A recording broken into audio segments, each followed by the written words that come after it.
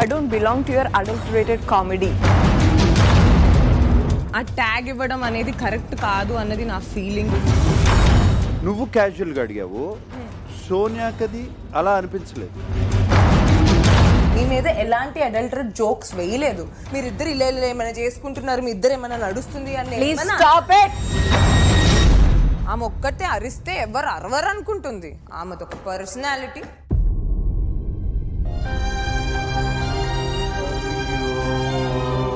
కాదు, నేను ఏడుస్తా అబ్బాయి అన్న, నాకు ఎమోషన్స్ ఉన్నాయి, నన్ను అన్నారు.